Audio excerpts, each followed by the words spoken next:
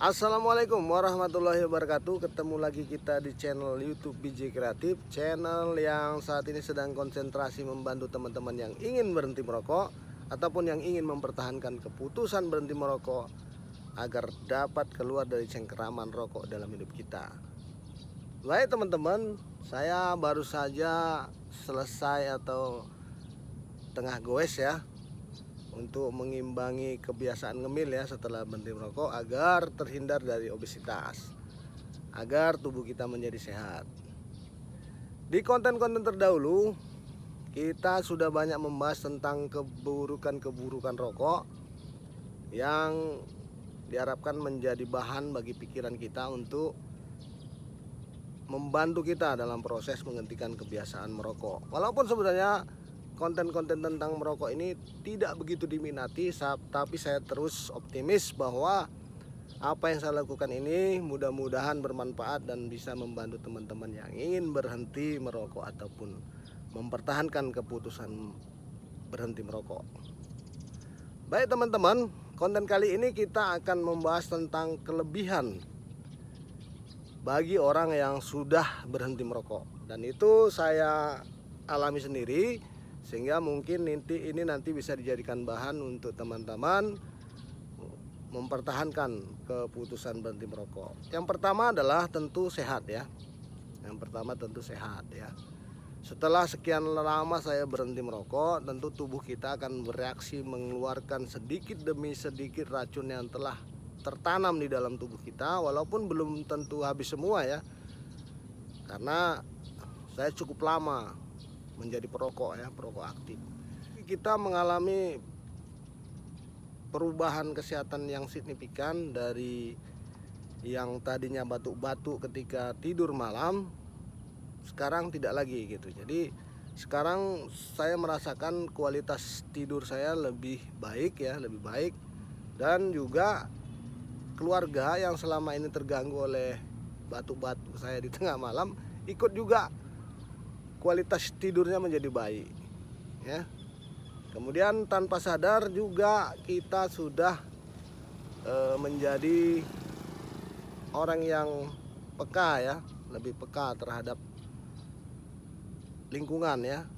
Dulu saya tidak begitu peduli ya terhadap lingkungan saya, orang-orang di sekitar saya yang terganggu oleh asap gitu ya. Jadi sekarang saya terganggu oleh asap dan akhirnya menimbulkan penyesalan di dalam diri kita bahwa saya dulu sudah melakukan hal itu ya. Artinya saya merasa berdosa ketika dulu telah mengganggu lingkungan dengan asap rokok yang telah saya bagi-bagikan.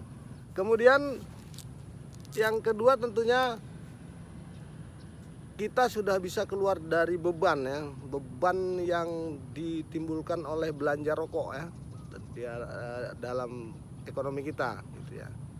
Walaupun kalau kita sudah tidak merokok, uang itu belum tentu terkumpul, karena nanti ada bahasa bahwa ketika diakumulasi jumlah itu menjadi besar ya.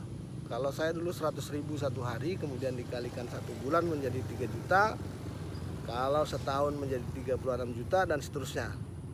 Tetapi kita jangan tanya bahwa itu akan terkumpul, karena sebenarnya kita sudah keluar dari beban itu gitu, beban membeli rokok gitu.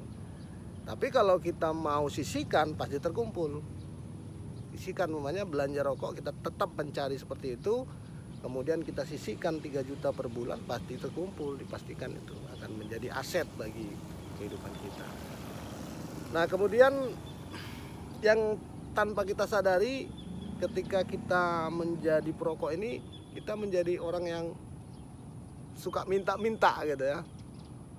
Nah, walaupun hanya sekedar minta api atau minta rokok ya, karena kalau kehabisan rokok, walaupun kita punya uang, kadang-kadang kita nggak punya rokok, nggak punya mancis. Nah, kalau kata Cak Lontong ini perokok yang optimis gitu, perokok yang optimis karena dia keluar rumah tanpa rokok dan mancis, diyakini dia akan merokok dengan minta-minta ya kan. Nah, itu saya lakukan dulu. Nah, sekarang saya keluar dari zona itu. Saya tidak perlu lagi minta toh, karena saya sudah tidak merokok gitu kan. Nah, itu satu kelebihan ya, kelebihan yang mungkin harus ditanamkan menjadi satu kebanggaan bagi teman-teman yang ingin dan sedang berproses untuk berhenti merokok. Kemudian kita juga setelah terbebas ya, di bandara kita tidak lagi mencari-cari tempat untuk merokok ya, atau di plaza, di tempat-tempat yang dilarang merokok itu kita sudah tidak lagi menjadi asing. Kita menjadi orang yang normal di situ dibanding dengan waktu kita menjadi perokok gitu.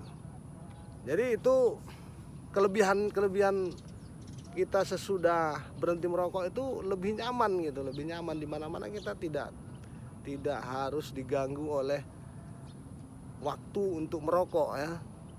Jadi di luar sana juga banyak lokasi yang tidak dibenarkan untuk merokok. Jadi bisa saja kita terkena denda ya ketika kita membawa perilaku kita merokok di sembarang tempat di sini. Itu bisa berakibat kita kena penalti ya. Banyak lagi mungkin yang menjadi keuntungan kita setelah kita berhenti merokok. Mungkin teman-teman yang sudah berhenti lebih dulu bisa memberikan komentar keuntungan dan kelebihan orang yang sudah berhenti merokok agar dapat memberikan bahan bagi teman-teman kita untuk memperkuat keputusan untuk berhenti merokok dan berhasil.